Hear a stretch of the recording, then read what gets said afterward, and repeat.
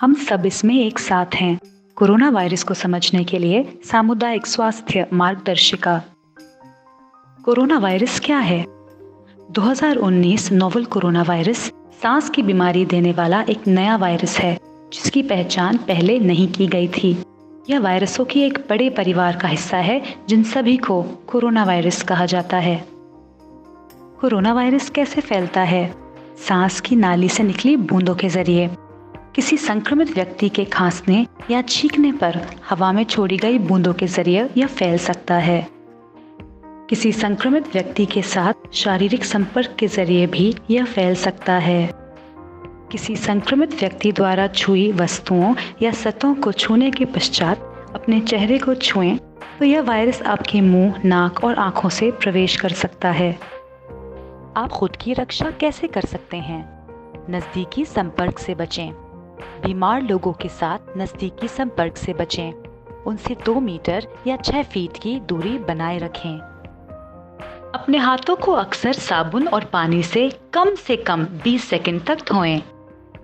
हाथों को कैसे धोना चाहिए? सबसे पहले गीले हाथों पर सैनिटाइजर या साबुन लगाएं, फिर हाथों को हथेली से रगड़ें। एक हाथ की हथेली से दूसरे हाथ को रगड़ें और इसी तरह दूसरे हाथ में दोहराएं। उंगलियां फंसाकर हाथ की हथेलियां रगड़ें। फंसी हुई उंगलियों के पीछे की तरफ से दूसरे हाथ की हथेली से रगड़ें। अंगूठे को दूसरे हाथ में पकड़ें और अंगूठे के चारों ओर घुमाते हुए रगड़ें। दूसरे अंगूठे से दोहराएं। उंगली के नाखूनों को अंगूठे समेत दूसरी हथेली पे रगड़ें और दूसरे हाथ के लिए भी। यदि साबुन का उपयोग कर रहे हों तो पानी से हाथ धोएं और नल को साफ तौलिए से बंद कर दें। यदि हैंड सैनिटाइजर का उपयोग किया हो तो जब हाथ सूख जाते हैं तब वे सुरक्षित होते हैं। आप खुद की रक्षा कैसे कर सकते हैं? अपना चेहरा न छुएं। अपनी आंखों, नाक और मुंह को बिना धुले हाथों से न छुएं। बार बार छुई गई चीजों और सतहों को कीटाणु रहित करते रहें। लक्षणों पर नजर रखें। कोरोना वायरस बीमारी 2019 के रोगियों को हल्के लक्षण जैसे बुखार, खांसी और सांस लेने में तकलीफ सहित गंभीर श्वसन संबंधी बीमारी का अनुभव हुआ है। यह लक्षण संक्रमण से 2 से 14 दिनों के बाद दिखाई दे सकते हैं। यदि आपको नीचे दिए गए लक्षणों में से एक या अधिक लक्षण हो तो तुरंत चिकित्सा प्राप्त करें। सांस लेने में कठिनाई, छाती में लगातार दर्द या दबाव, नई भ्रांतियों का पैदा होना जो पहले नहीं थी या नींद से उठने में तकलीफ, होठों या चेहरे का नीला पड़ना और तेज बुखार।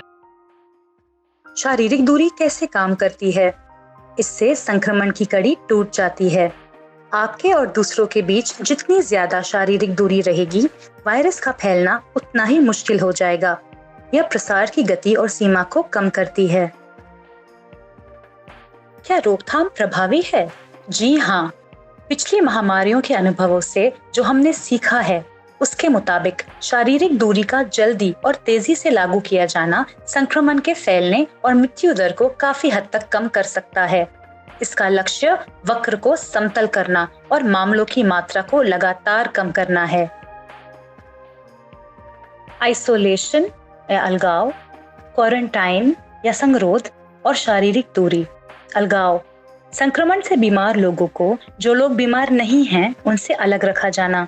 संगरोध, संक्रमण के संपर्क में आने वाले लोगों को अलग रखा जाना और उनके आने जाने पर पाबंदी लगाना ताकि वे बीमार होते हैं या नहीं इस पर नजर रखी जा सके।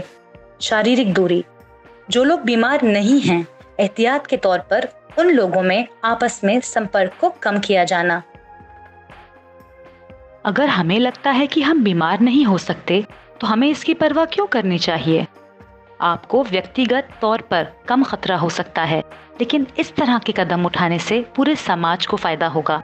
एक व्यक्ति जो बहुत बीमार नहीं होता वो फिर भी दूसरों को संक्रमित कर सकता है, जिसमें उसके माता पिता, पड़ोसी, बस में साथ सफर करने वाले लोग आदि शामिल हैं। इसीलिए इस महामारी को रोकना हम सभी पर निर्भर करता है। परोपकार नहीं बल्कि एकजुटता।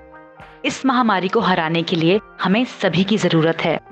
हमारे कई लोग बिना भोजन, पानी, घर और यहाँ तक कि आश्रय के बिना हैं। यही कारण है कि इस अलगाव में भी हमारा जुड़े रहना आवश्यक है। कोरोना वायरस महामारी के दौरान पड़ोसियों की रक्षा के लिए सामाजिक संस्थाएं और जागरूक नागरिक एक साथ आ रहे हैं। आगे की एडवोकेसी के लिए हमारे साथ जुड़े रहें, क्योंकि हमें इसे एकजुटता और स्वास्थ्य के क्षण के रूप में देखने की जरूरत है।